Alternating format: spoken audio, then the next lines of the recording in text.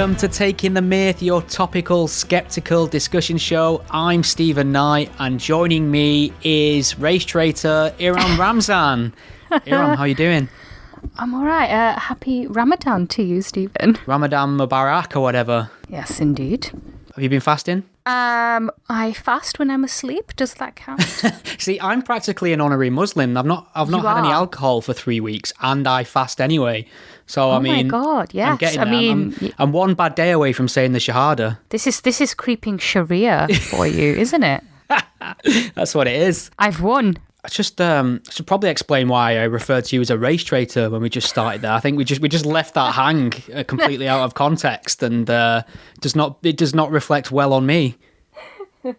So, I mean, we'll get to that. We're going to be talking about the recent report on race and racism disparity in the UK, which found some very interesting things. No doubt you'll agree, and you did some excellent writing on it in the Daily Mail.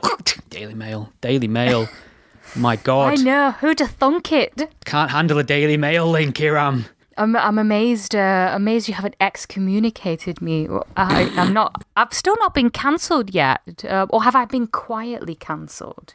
Yeah. Whenever I tweet a Daily Mail link out now, I always have to put a disclaimer like, "Yes, it's the Daily Mail. I don't care." Because so many people, people who have never interacted with me, will watch me tweet out criticism, ridicule of everyone and everything. Then the moment I pop a Daily Mail link out there, I'll get a comment from somebody who I've never even heard of before. Like, do you think you should be really spreading the mail? And you're like thinking, yes, James 5478, I do. Yes, I do. Now, fuck off, you little egg.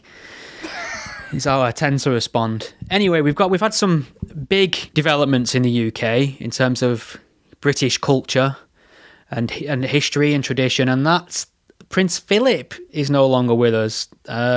Shuffled off at the ripe old age of 99, was it? The old Duke of Edinburgh. Yeah, he had a good innings, he did. Good innings. Generally considered a character, if you want to put it that way. Prone to the odd culturally insensitive faux pas, which is probably the nicest way of describing it. What's your thoughts? I mean, what kind of perception do you even have of the royal family and how it's organised? And did it mean anything to you that we lost Prince Philip, apart from the fact that, it's someone's dad, brother, husband, etc., and we can have empathy in that sense? But I mean, how do the royals work into your mentality?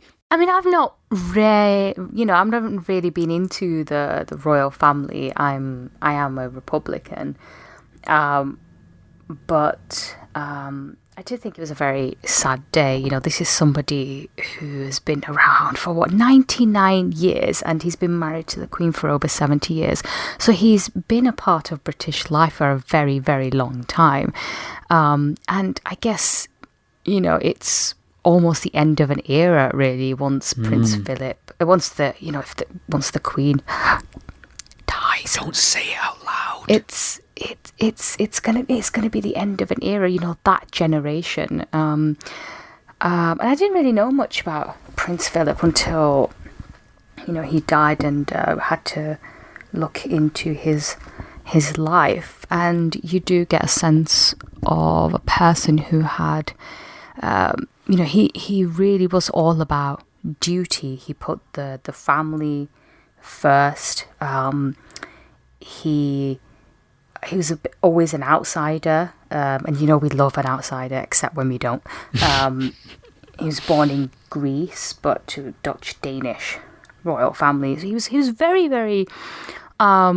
He was actually more blue-blooded than the Queen, and yet when he came here, he was treated like, like an outsider, and everyone was suspicious of this man. Who does he think he is? And he had a promising career in the Navy, but he gave it all up to be the consort to the Queen, and he never once really complained, or publicly anyway.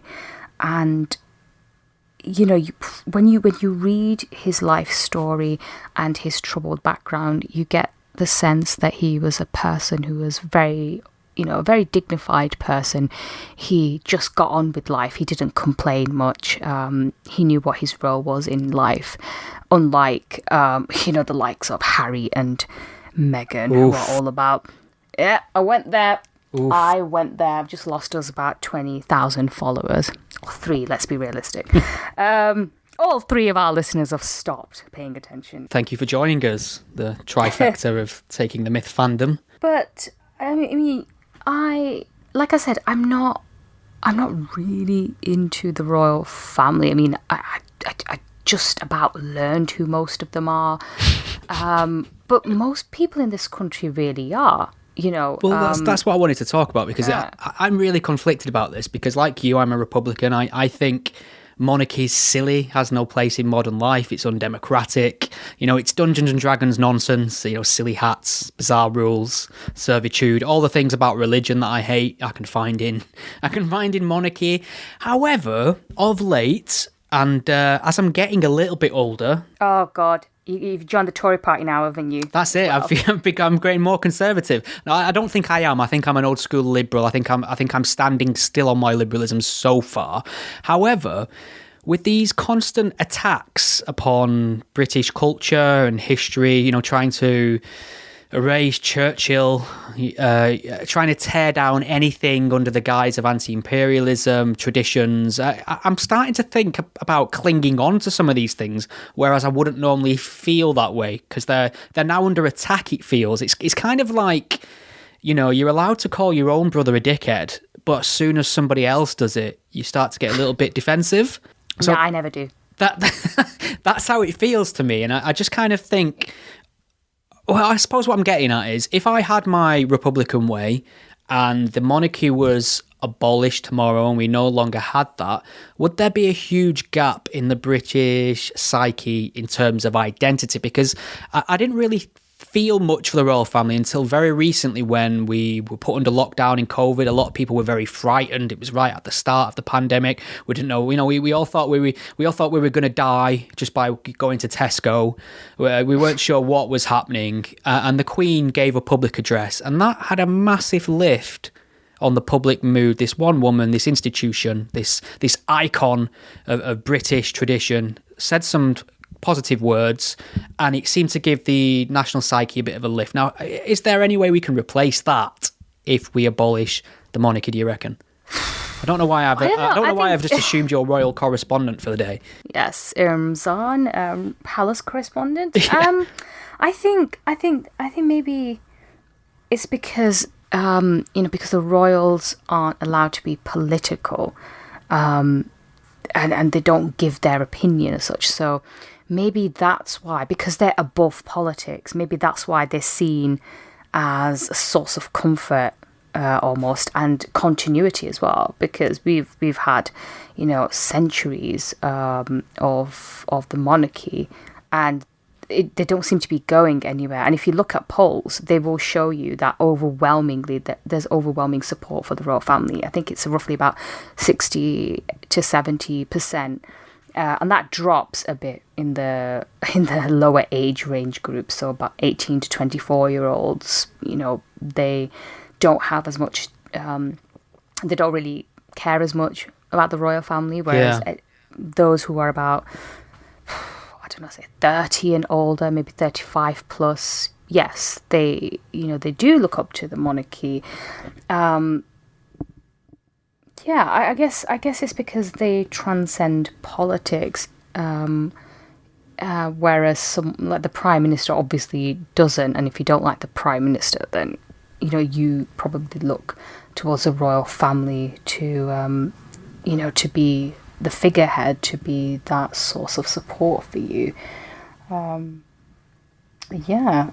There's something else I was going to say, and I've completely forgotten. Whilst you're percolating that thought in your head, I was talking to Thomas Sheedy last night of Atheist for Liberty, and I kind of asked whether or not, because I get the feeling now we're seeing a lot of younger people who are thinking about Christianity, like the Church of England especially, is slightly more appealing, because secularism's done a good job of recent years of eroding the grip of religion on public life, and it's sort of been replaced by this sort of secular, woke, ultra-progressive, unforgiving, hostile, cancelling ideology. And I get the feeling that a lot of young people, coming up through the ranks now, going to college, etc., looking for some form of meaning or identity, see the blue-haired lunatics on the left, and then see the church somewhere around the middle. And that can be a more appealing prospect for them. And I'm sort of feeling a resurgence of nationalism, a resurgence of tradition, a resurgence of quote-unquote conservatism, a resurgence of the church. And that's not good news for me. I understand it, but I just feel it's a response, but ultimately a dangerous one. I'd be interested to see the research into that. I've done fuck all research, Iram. Don't be pulling me on facts. You're just basing this on a tweet. Yeah, I just made it up for the purpose of discussion. I mean, I don't find that entirely surprising because, science has answered a lot of things, but it hasn't completely replaced religion.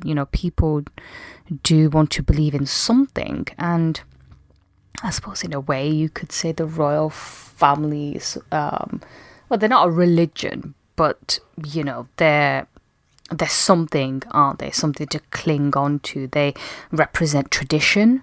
They represent continuity, something that you can all get behind because they're British, they're our royal family, and they're seen as a way for us to all unite. It's fairly unique as well. I mean, the amount of people that will flock to Buckingham Palace, the tourism industry and all these, in America, are very young culture. But you could either... You don't necessarily still have to have a royal family for people to, to visit these places because, if you've been to Istanbul in Turkey, you still have all these you have the Ottoman Topkapi Palace. People, loads of people flock to see that. I mean, the other point about, the royal family and older generations, I guess, and this is the point that I wanted to make earlier that I've got. There isn't that sense of deference anymore, is there? Towards the Queen, the royal family, towards people in power, the Prime Minister, towards the police. Now, everyone's like, fuck the popo. I think there isn't that deference that there used to be in people who are now sort of in their 60s and above. You just don't see that as much with younger people now, and that's why I think that's why a lot of people are saying that this is going to be the end of an era when the Queen also dies. But you also still have Kate and Will. If they become king and queen, they're seen as quite a stable force, unlike Harry and Meghan. So. We'll see. Yeah, well, I think the monarchy will survive. I mean, it's survived this long. I can't see anything bringing the monarchy down. Not for a while, anyway. We'll have to see as time goes on, and it's not as if we can vote him out, though, is it? It's my problem. Kick him out. Well, send him back. That's enough about House of Windsor for now. If you want to fill in the gaps. Series 1 through 3 of The Crown is available on streaming services, I believe. So, I mean, it might be worth talking about something that came to a conclusion yesterday, and that was the trial of Derek Chauvin. He's been found guilty for the murder of George Floyd. Now, we spoke about George Floyd on this podcast back when he was killed. Both of us were completely horrified by the video that we saw, and there was some debate as to what he would be found guilty of, if anything. I mean, I'm just glad personally that he's going to serve time. He's going to be punished for what he did. He's been held responsible. Justice has been done. I mean, I don't know how it works in terms of murder and manslaughter in the US. It seems like the criteria is slightly different than in the UK, and it might even be slightly different still in Minnesota. So he's been found guilty of murder. I always thought murder had to be like premeditated. I think. Well, this is different. I think maybe that's why.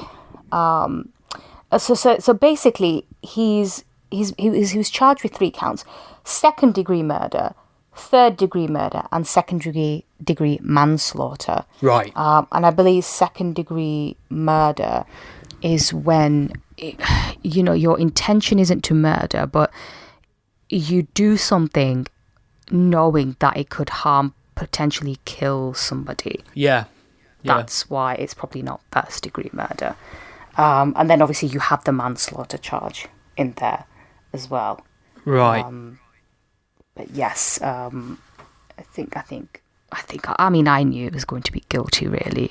I just don't see how it could have been otherwise. I had this horrible fear that it wouldn't. For some reason, you just fear the worst, and that that cities are going to burn and the country's just going to lose its head. I just felt the worst for some reason, and I'm very relieved to see justice has been done. I mean, people spent months arguing about this, trying to say he died of an overdose and things like that, and obviously the toxicology reports did not bolster that narrative. It all came to light in court. It was found to have died of asphyxiation. According to the BBC, it's going to be another 8 weeks before he's sentenced. But under Minnesota guidelines, the minimum sentence is 12.5 years for the most serious charge. However, the 3 counts, which all require Chauvin's actions to have led to Mr. Floyd's death, but interpret his intentions differently, have varying maximum sentences. So it could have a maximum penalty of 40 years on some of the charges on second-degree murder. So the guy's fucked. He's going to spend a lot of time behind bars, and this is justice. Yeah, same. And everyone keeps saying that this is a time when America can heal now, but I think it's going to take a lot more than just this trial and this verdict for that to happen. Oh, that's bullshit. I mean, you go to the usual talking heads on this topic, and they're already saying it's not enough. I saw people saying things like, even though justice has been done, the fact that it was ever in doubt is a huge problem in itself. And I'm like, but it didn't happen. Justice happened. There is no...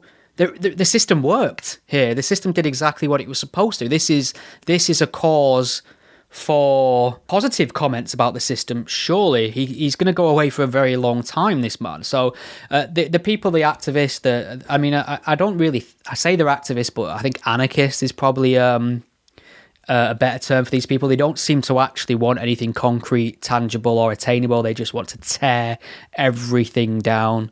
So I think you've got to be careful about giving those guys an inch. But as far as I'm concerned, justice appears to have been done. I think what they really need to do is just to look at the way police operate. Some of them do tend to be trigger happy. Wasn't there something going around last night on social media about a black girl being shot? She was trying to stab someone. Literally trying to stab someone in the face, and the police officer took her out. And there are people, blue checkmark individuals with hundreds of thousands of followers, literally telling people that an unarmed teenage black girl was gunned down by the police. And I mean, what's interesting to note here is the intended victim of this knife attack was also a black person. So you could read that as saying that the police were trying to defend a black girl. I can feel my blood rising just discussing this, because there is a massive inability to perceive the dangers of violence when a lethal weapon's involved, and nobody has that understanding, luckily, because we don't have to deal with that on a day-to-day basis.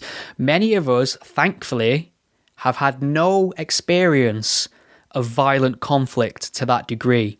I still hear people talking about, why aren't the police shooting them in the legs?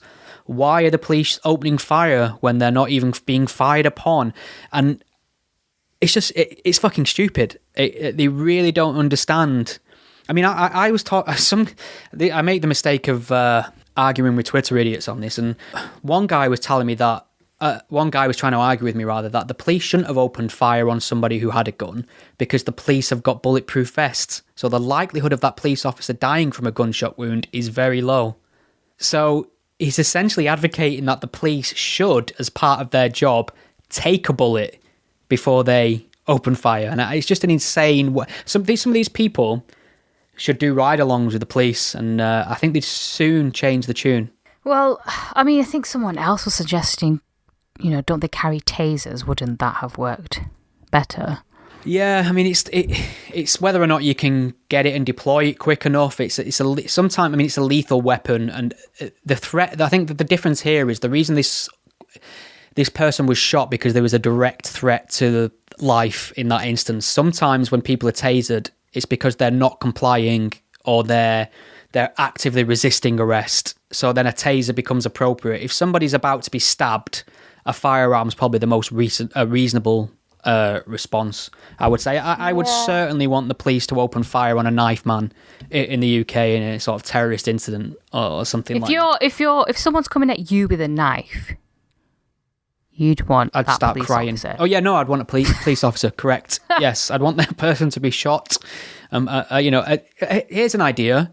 Before we can get into the debates about police shootings, how about we don't stab people, and then the likelihood of you having lethal force used against you by the police drops significantly. Maybe we should start from there and work backwards. Yeah. Do you think we should talk about the big report in the UK that came out recently? Oh yeah, and why I'm a race traitor. And why you're a race traitor. Now you have to hand in your ethnic card. I handed it in several weeks ago. Okay, so this is from The Guardian. Racial disparities in the UK. Key findings of the report. You read it from The Guardian. Well, what I'm doing is, because it's about race, I'm going to a very liberal, anti-racist, woke publication, so I can't be accused of sort of giving it a political spin, even though I am giving it a political spin. I'm just giving it the most acceptable one. As opposed to if you read it from the Daily Mail. From the Daily Mail. To be honest, I just hit it in Google and Guardian was the first one that came up. So the government's released the full 264-page report by a commission set up by Downing Street to investigate racial disparities in the UK. Now, it found, much to the horror and disappointment to much disappointment of the liberal left, it found that structural and institutional racism was not a thing in modern Britain, which is correct. That didn't go down well in many circles. What are your thoughts on the findings? Well, Stephen, funny you should ask. I did write a piece on this for the Daily Mail. I shall link to that in the show notes if anyone's interested. Well, basically, it was just a very personal take on it. What do I think about racism and growing up, how things have changed a lot. Compared to my mum's generation or my uncle's generation, when they had to actually defend themselves against racist skinheads on the streets. The type of people who would go around packy bashing because they just, hated all people who were white, basically. And yeah, my point was about how, if anything in this country, your class determines a lot of what you do. I think Britain is still very much a class-based society. I think most of Europe, you could say, is like that. As opposed to, all these new countries like America and Australia, New Zealand, where your skin colour probably doesn't matter as much. But over there, money talks more. But, in the report, it did conclude that, things like your geography, family influence, your socio-economic background, so yeah, class, your culture, religion, they have more of an impact on your life chances than racism. And everyone was attacking this report by saying, oh, this is an insult to everyone who's been racially abused, saying racism doesn't exist. Yeah, it doesn't say that racism doesn't exist. It did say that while racism unquestionably exists in some areas, the progress made by ethnic minorities in Britain should be regarded as a model for other white majority countries. They did not like that, did they? No, they didn't like that. They didn't like the fact that, we can talk up Britain and how it's hailed as an example. No, we just want to go along with the narrative that Britain's fucking racist. But you know what's really weird? I know loads of people who've moved here and they've lived in other countries as well, and they say by far Britain is the best country. The weather's shit, let's face it, and British cuisine is it's okay. Thankfully we've got a lot of foreign influence now, so it's upped its game a lot. Yeah, we needed saving brown in that people department, didn't we? Yes, we did.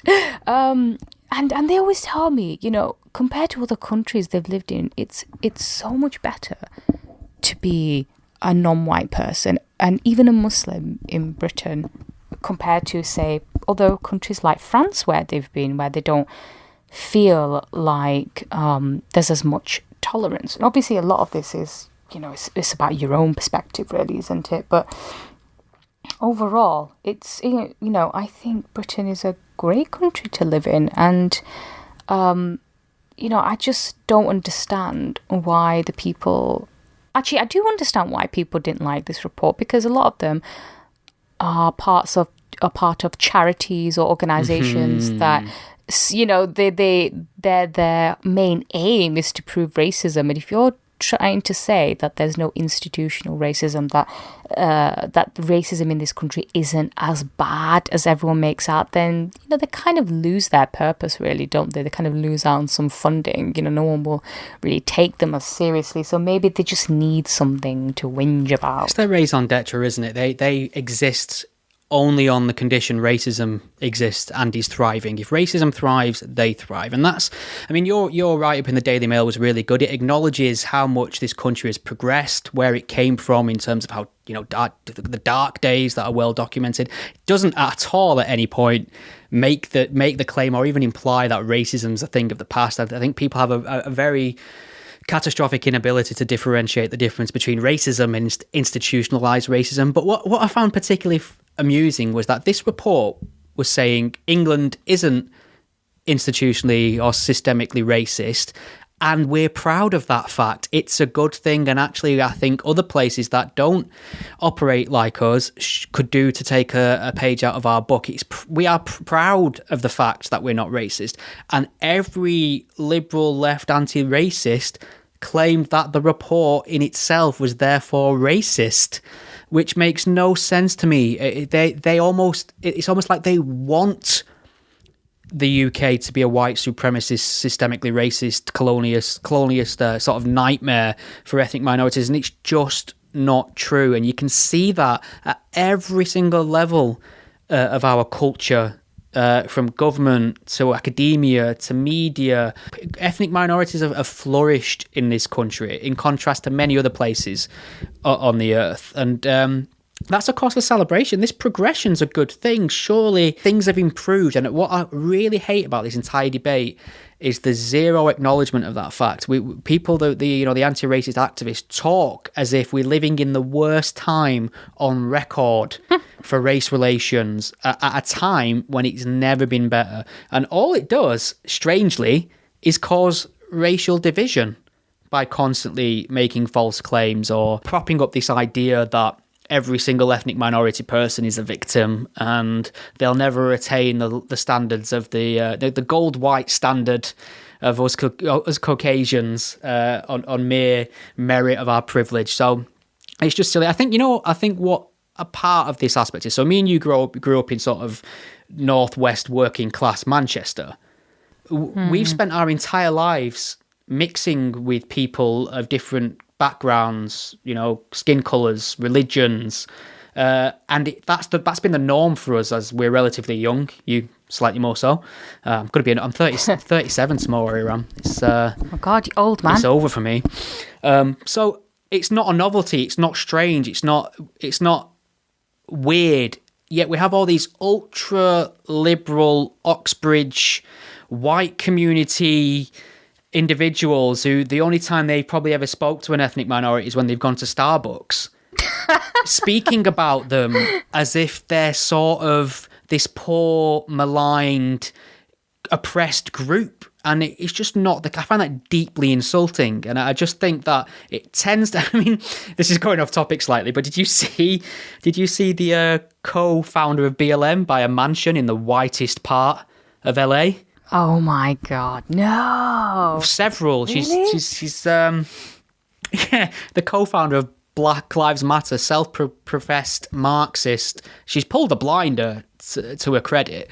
She's bought several properties, really expensive plush properties, totaling millions of dollars in their value, in the most whitest parts of the USA ever. Isn't she scared she's going to be lynched there? Well, obviously not. It's strange, isn't it, that white supremacy is the problem, but her ideal location is wall-to-wall white.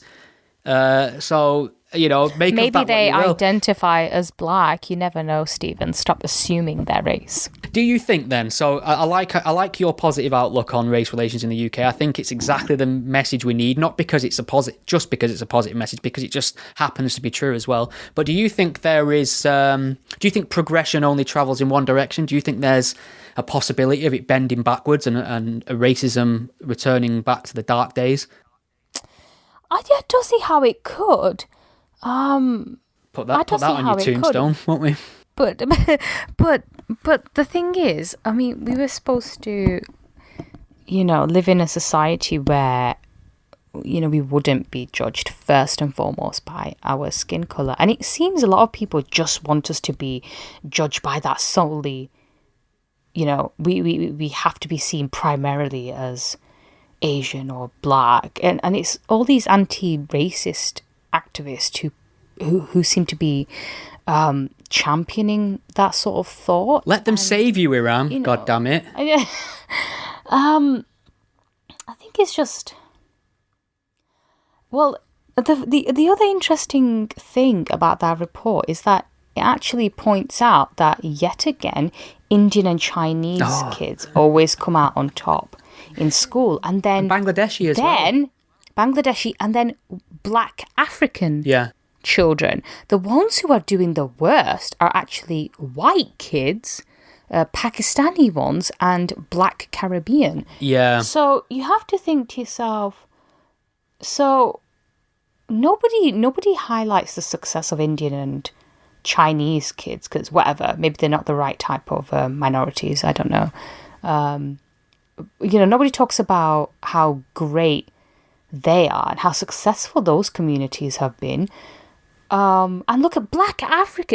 If it was systemically racist, why are black African children doing really, really well? This is the problem. Seems the same in America as well. When they talk about black people being oppressed, I think what they really mean is African Americans. Because if you're sort of Nigerian black in America and that was your heritage and culture, you are excelling like a son of a bitch. And it just goes to show that it's really, these are cultural factors, not, you know... There are cultural factors involved, because you look at white children, Pakistani and black Afro-Caribbean, you have to look at the environment in which they grow up. What's their family life like? You know, what are they like at home? Are they supported enough? And you know, a lot has been said about Caribbean black Caribbean children, that they come from overwhelmingly single parent households, so they might not get as much support. Do you know that's a right-wing talking point you just invoked there? Shame. Well, yeah, I work for the Daily Mail. I have to live up to my race traitor moniker. Come on. But it just so happens to be one of them conservative/right-wing talking points that does stack up when you look at the data, this whole single parent thing. I mean, it makes sense to me that if you have two present contributing parents in your upbringing, you are far more likely to go on to further education. You are far less likely to find yourself in prison. So it's just one of them things that seems to tally up. Well, no matter where you look at the data, there's this idea of the traditional family unit, which is something strange that Black Lives Matter want to get rid of. So it's the best thing. I'm not you know, I'm not having a go at single parent households. Absolutely not. I mean, I grew up in a largely single parent household for you know, a long this explains time everything. As well. Yeah. Look at me now. You know, so and it is very difficult to bring up children when it's just one parent at home. And you know, some children, if it's just the mother or if it's just the father, you know, they don't have that sort of role model, and it can be very difficult for them. But yeah, and the other point that I mentioned in my piece was just how, you know, because, you know, people wanted to know, did I face any racism in the media? Because we know the media's all racist. Bloody gatekeepers. Yeah. And my point was actually, well, I didn't really face racism. If anything, I faced a lot. Maybe I could sense a class distinction. You know, like you. We've both got regional accents. I think we've both been in rooms where people practically sound like aliens to us. Yeah, exactly. You know, so we have regional accents. Grew up in working class areas. We didn't go to Oxbridge. Didn't go to a private school, so we didn't make those connections that everyone seems to make in a lot of newspapers. You know, we would stand out like a sore thumb in certain circles. We would, and in the media, especially, you know, a lot of journalists are still, they're still overwhelmingly from public school, Oxbridge backgrounds. They're very privileged. Even the ethnic minorities, I've noticed. If you look at the Asian journalists or the black journalists, they do come from a privileged background, and their skin colour didn't hold them back, if you notice. So, you know, I'm not saying they didn't face racism at all. They probably, you know, I'm sure they must have. But if you look, they had money and they've had privilege. And when you have those things, you can get a lot further in life, despite your skin colour. I agree. I mean, I'm aware that my education and my knowledge is limited by my upbringing. I mean, my parents, you know, working class, did what they did. I never kind of went without, but obviously I couldn't go to the best schools and the best universities and things like that. So that sort of working class background has had an impact on my level of knowledge and expertise and opportunities and things like that. It's nothing I'm bitter about. I'm very happy with my situation, but it is one of them things where my experience being a sort of working class lad from the north isn't more privileged than a middle class black person simply because my skin colour's white. So I think that's where people make the mistake here of just assuming that because I'm white, you know, magical things have happened for me that wouldn't happen to other people. But that's white privilege for you. Yeah. The original sin. You'll always have that white privilege above me, you know. Well, unless you wanted to add something to that, it might be worth talking about Quilliam. Quilliam? Yeah, the Quilliam Foundation. Quilliam Foundation. Maajid Nawaz's anti-extremist project, launched in 2008, is no more. I was a member for a while. I stopped making payments, and I can't remember whether I stopped making payments because something pissed me off or whether or not I didn't update my payment details. I got the free t-shirt. That didn't update my payment details excuse. Yeah. But the reason we're talking about the Quilliam Foundation is because Maajid Nawaz released a statement. Well, I say statement, one tweet on Twitter, which I had to, go into incognito mode on a browser to see because he's blocked me, but we might get into that in a moment. And Maajid Nawaz says, due to the hardship of maintaining a non-profit during COVID lockdowns, we took the tough decision to close Quilliam down for good. This was finalised today. A huge thank you to all those who supported us over the years. We are now looking forward to a new post-COVID future. Now, where do we start with this one? Because... well, I was quite supportive of Quilliam because, it wasn't a Muslim foundation per se, but at least it was started by two Muslim men who are both members of the extremist group Hizb ut-Tahrir, which believes in a global caliphate.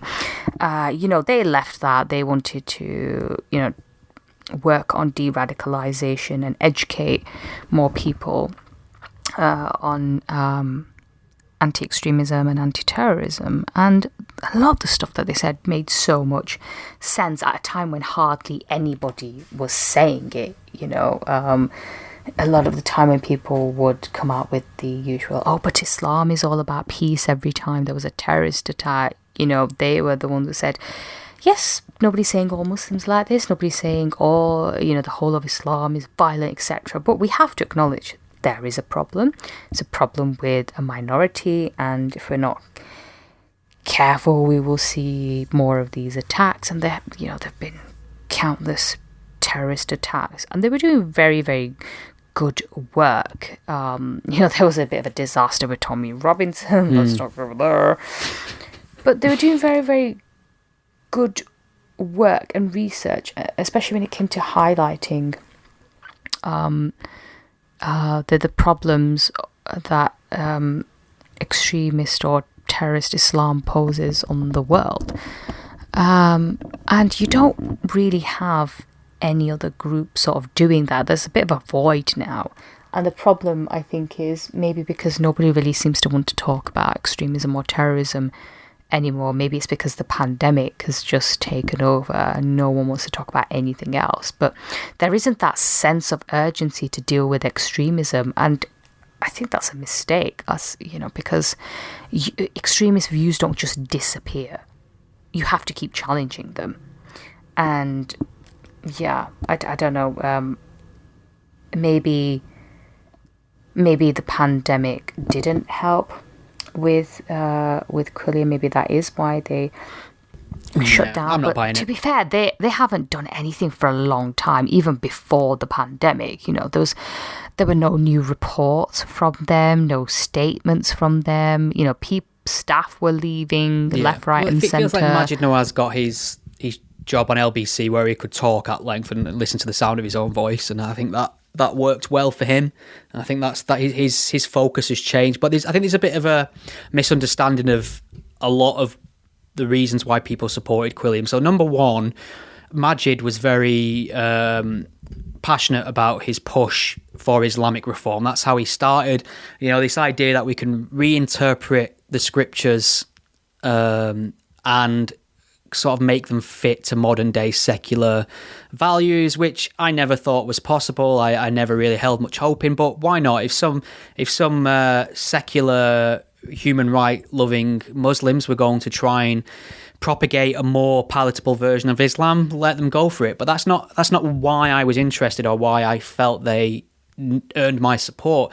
I was very, very, very pleased to see a group of people pushing back with their public platform to the problem of Islamism, and not only just saying terrorism's bad, Islamists are bad. They would openly admit that this was an Islamic problem, that the people committing acts of terror, the people propagating Islamist ideology, were inspired by a literal interpretation of scripture. That's all I wanted. I wanted a group of Muslims to say, yes, we understand this is an Islamic problem. We understand this is a valid interpretation of the text, although one which we reject.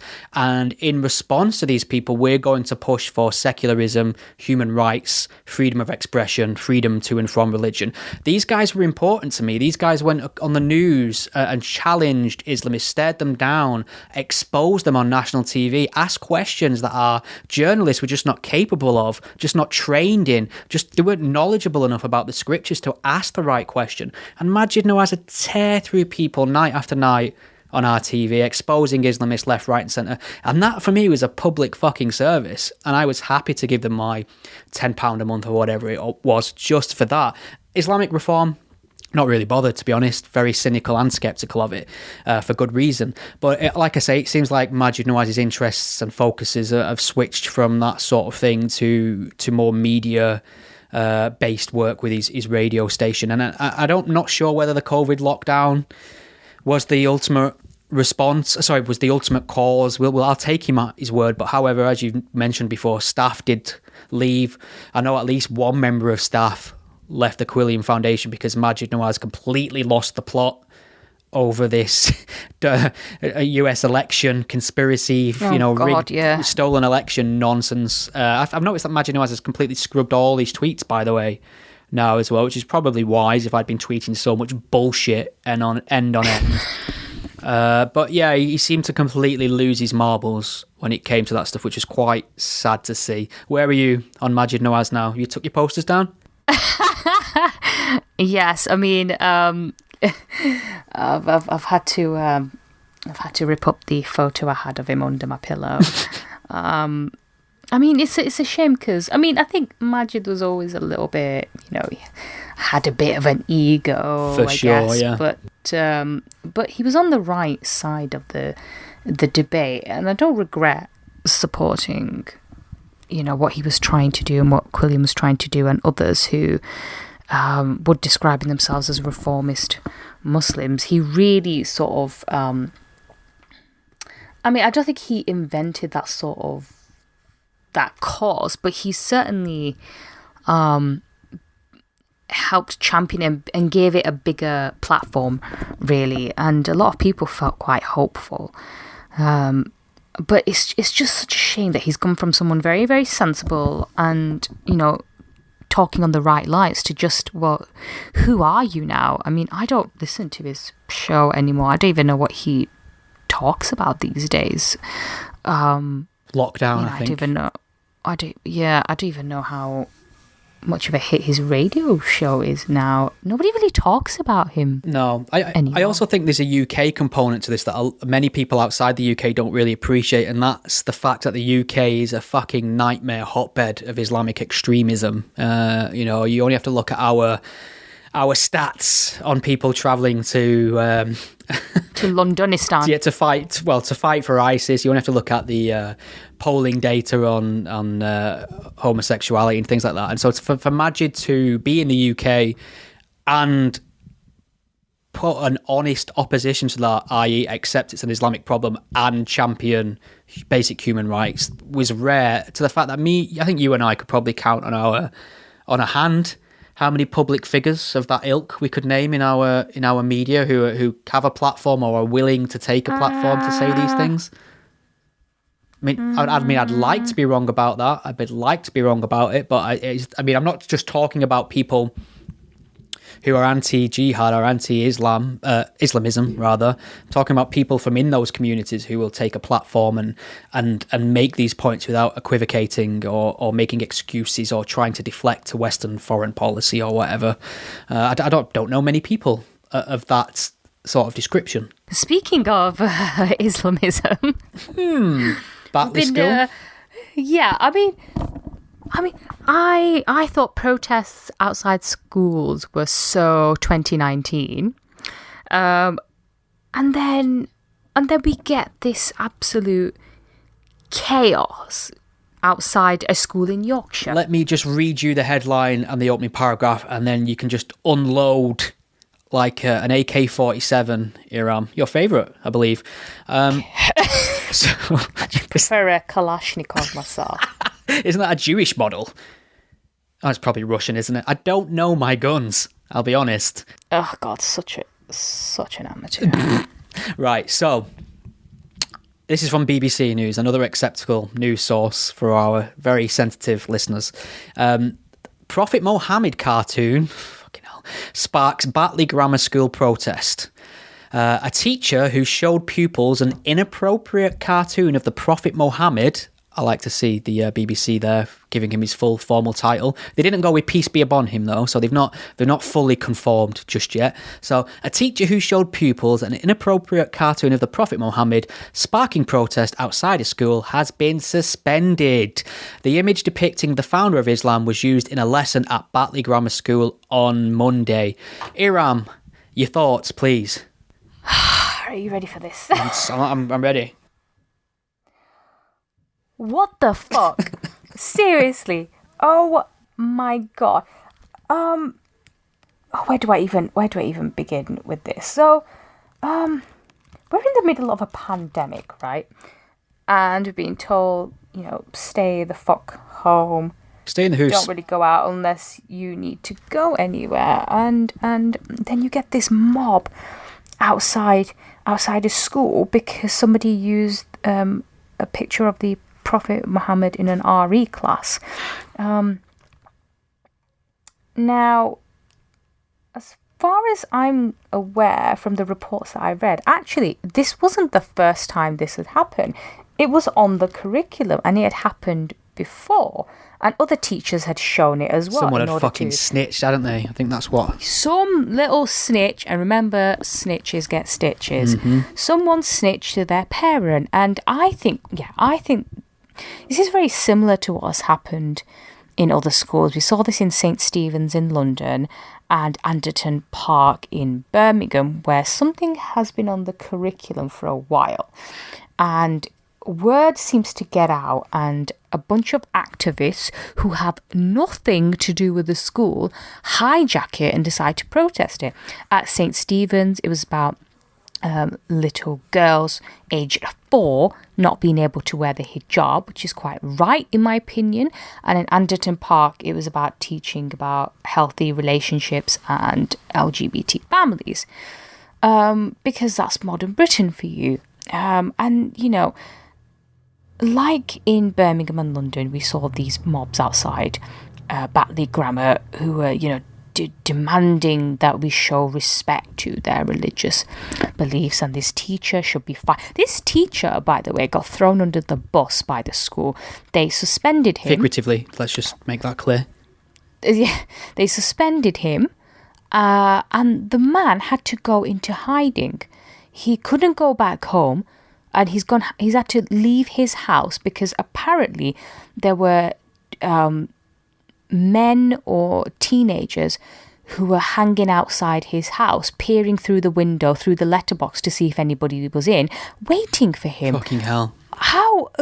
Why has it come to this? How have we allowed this situation to happen where a teacher is merely doing his job? And, you know, I understand if he was being deliberately provocative and he was like, ha, this is what I think of your prophet, you're all stupid, I think Islam is stupid, blah blah blah. I'd understand if there was some anger or if there, you know, people felt offended, but all he did was try and talk about a very sensitive subject, because we all live in a I hate this word, diverse society, where you are going to get people of different faiths and none, and, you know, you have to talk about certain things in order to thrive as a society, in order to be in a tolerant society. And he actually did say before showing them, I'm going to show you something that might be considered offensive, so if you would like to leave the room, you can do so. Right. So people didn't have to look at it. Here's a question for you. Would there have been more of a kerfuffle or less of a kerfuffle if he just whipped his dick out in class? Well, to be fair, I think there would have been an instant dismissal. When was the last time you used the word kerfuffle? It's a two-parter. Last week, as it happens. Really? No, I think with the former, definitely he would have just been sacked on the spot. But there would have been no outrage. It would have been like a bizarre story in the newspaper. So, I mean, what I'm trying to get at here is something far more egregious and sinister would make less waves in the UK. However, you start passing around images or displaying images of the Prophet Muhammad, and you are sent into hiding in fear of your life for credible reasons. And that climate's been created because everybody else who doesn't feel that way about the Prophet Muhammad has fell in line and said, well, we should probably do as they say. And that's just given this huge amount of power. And that's very dangerous. And I think we spoke about this before, that a lot of people always frame this under the guise of not wishing to cause offence to our quote-unquote diverse communities. But what they mean is I'd pretty much not like to have my head cut off in the street, please, Mr. Islamist. And that's a fair viewpoint. I kind of appreciate the desire to retain one's noggin, but I just think we should be more honest about the reasons why we're not saying, fuck you, how do you like my picture of Muhammad? Because, you know, as I know, if a right-wing group started revering an icon of sorts, the left would have no problem using that for mockery, ridicule, even desecration, etc. But there's just this one area where I think we've just let it go now. I think we've gone too far away from any possibility of some sort of sensible middle ground. Exactly. I mean, that school should have stood by that teacher. It should have stood by its lesson instead of capitulated to a mob. And I know how predictable the Guardian headline on this. They ran an article when this was happening, and they said it was a quote from someone. It's about educating people or something like that. It's something along those lines. And I thought, really? What exactly are you educating here while you're shouting on the streets? You know, you're outside the school, for fuck's sake. You know, That is not the place to be going around screaming and shouting. You're going to be scaring children. You're disrupting everyone's learning. And they had to take all their lessons online after that. And they were still allowed to protest. If that had been in any other protest, some of them would have been arrested or sent home. But there they were, not social distancing, stood outside during a pandemic, and they were just allowed to go ahead. And on top of that, it was the local imam who decided to go into the school and helped craft the statement on behalf of the school. What the fuck?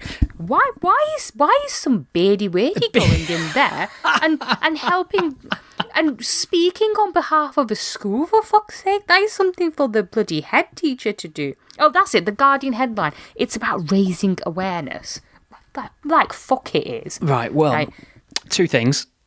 Firstly, if I've learned anything from this whole episode, it's that if you simply form an angry mob, you'll get what you want. So that's good to know. That's good to know how we're going to approach our differences and disagreements going forward. Form an angry mob outside of school, have some rather, threatening actions toward a teacher, and the school will capitulate, issue apologies, suspend a teacher. So I'll keep that in my back pocket when next time I'm offended or I feel like I need something. Second thing, beardy wadey. Why have I not heard that before? I think that's our hashtag. Have I not said that before? No, and I'm fairly disappointed that you haven't. I'm gonna get my head chopped off now, aren't I? So if you've made it this far into the conversation, approaching the hour mark, oh my God. Hashtag beardy wadey. But, also the point about this is, all throughout this pandemic, the teaching unions were very, very quick to come out. Whenever the government made an announcement, or Gavin Williams made an announcement about school policies or whether they would open, they would be out there like that and say, oh, this is wrong. Our teachers won't do this. This is putting our teachers in danger, blah, blah, blah. And lo and behold, when there's a teacher whose life is actually in fucking danger, like literally in danger, silence. Yep. If you're absolutely no word from the unions about this. If you're a teachers' union and can't defend teachers from credible death threats for doing nothing other than their job, what use are you? What are you for? Your usefulness is non-existent, and I don't think they should be allowed to forget that anytime soon. I'm not going to let them forget it. That's for sure. We've just reached the hour mark. We've got two choices here. We could talk about Dawkins, which I've done a write-up of anyway, and I've got a podcast coming out on it. Or we could go to the Twitter questions. It's up to you. Or we can just say beardy wadey on loop for the next 5 minutes.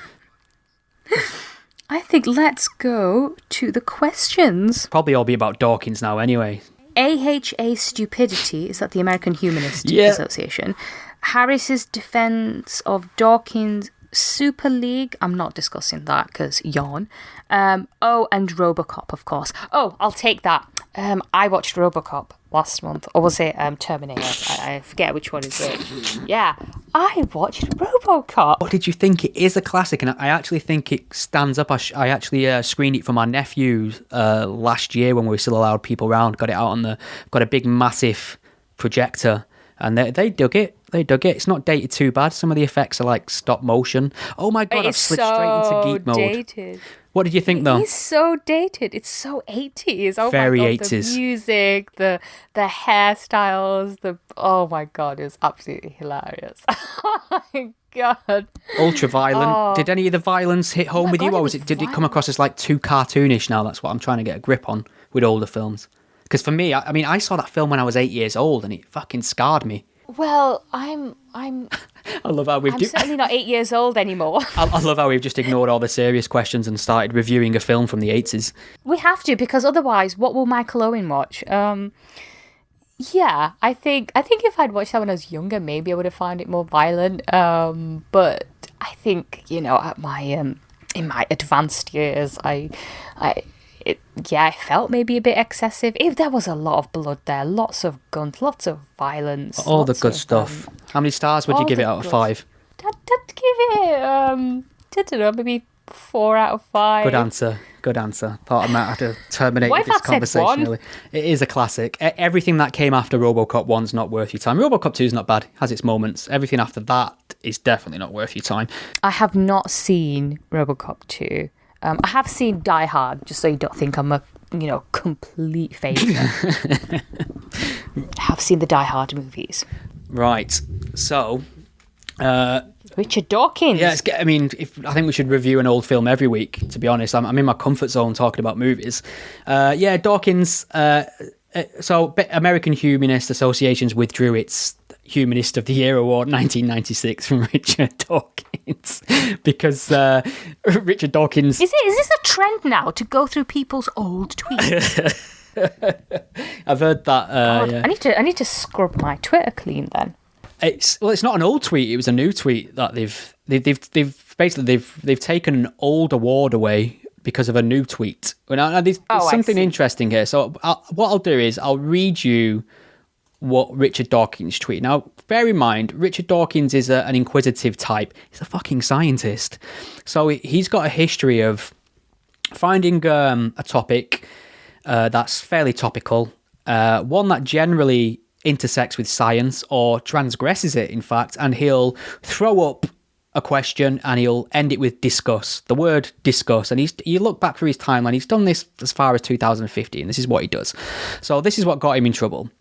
In 2015, Rachel Dolezal, a white chapter president of NAACP, was vilified for identifying as black. Some men choose to identify as women, and some women choose to identify as men. You will be vilified if you deny that they literally are what they identify as. Discuss. So Richard Dawkins there, he's throwing us a curveball about the concept of self-identification and how it pertains to gender, which are valid areas of discussion, especially given he's an evolutionary biologist. And I think, the concept of gender's up there in his interest somewhere, surely. A little bit, yeah. And this was interpreted by the ultra-left woke progressives in America as an anti-trans tweet. American Atheist made noises to the tune of his encouraging violence against trans people.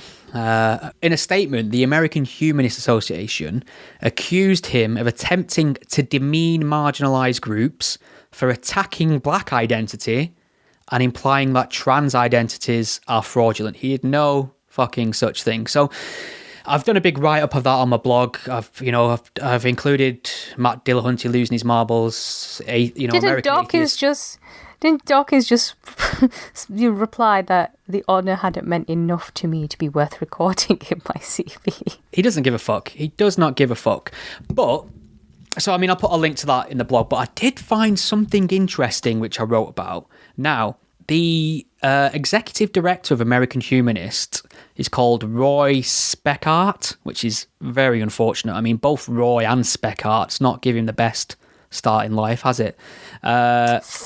But he sort of clarified his position on Twitter, and he was quoted in an article as saying, Dawkins' pattern of insensitivity to groups who experience prejudice are holding our movement back from attracting diverse populations we should be seeing in droves.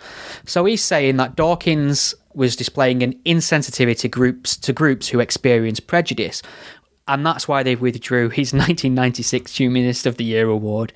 Now, what's especially interesting about that, the very year later, they awarded it to an individual called Alice Walker, who in the intervening years has earned a massive reputation as someone who promotes and propagates anti-Semitism. She's a David Icke fan. She recommends his books. Oh, no. Books that question the veracity of the Holocaust, books that champion the protocols of the Elders of Zion, anti-Semitic forgery, Rothschild conspiracies. She's someone who refuses to allow her books to be translated into Hebrew.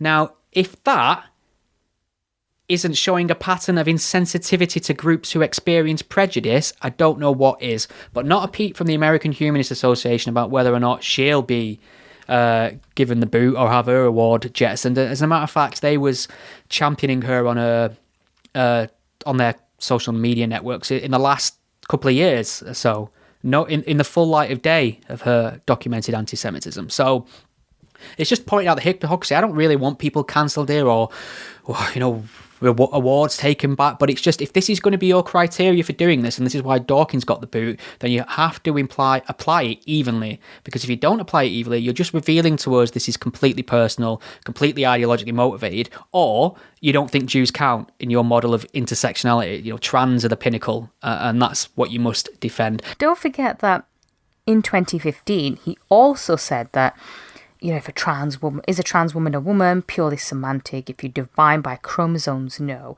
If by self-identification, yes. I call her she out of courtesy. Yeah. So, what's wrong with that? There's Fair enough. Wrong with that.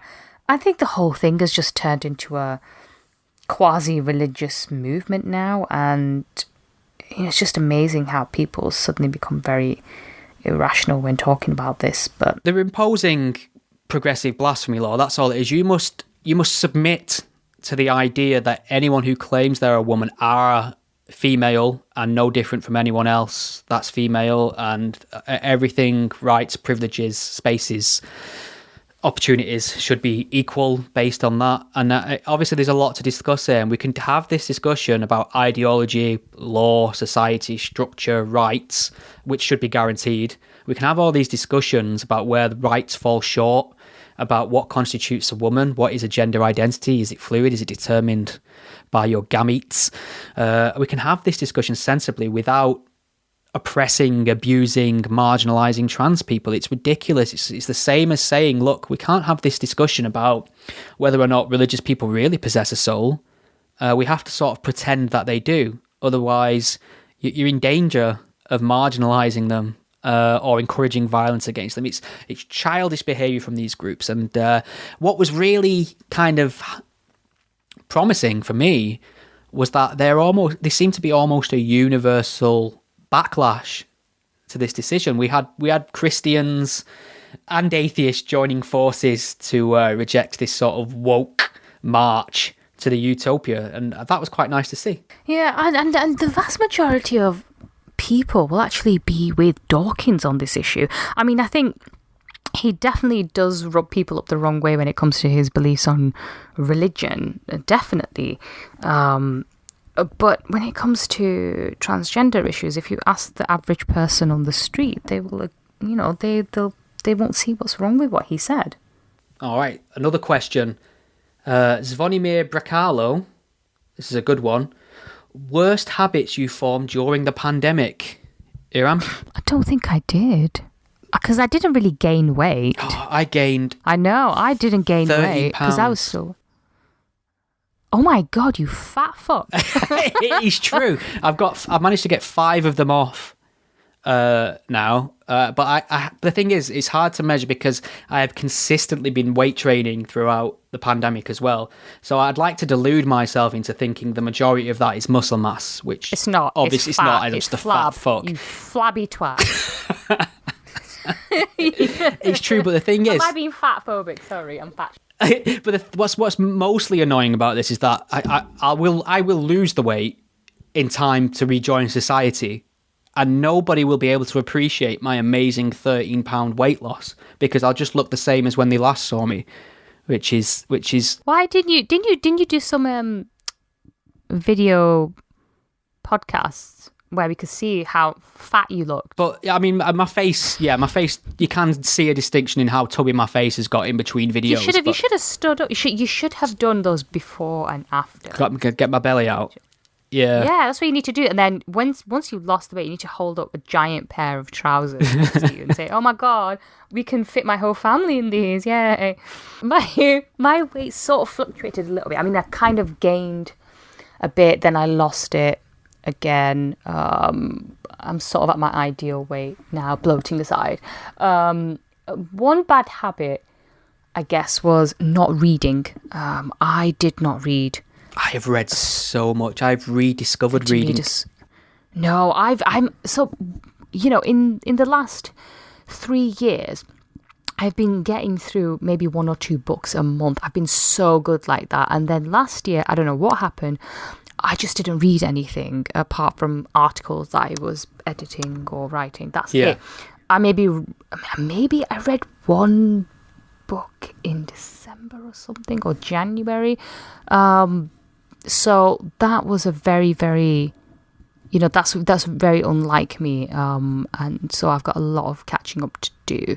I also did I also have any other bad habits?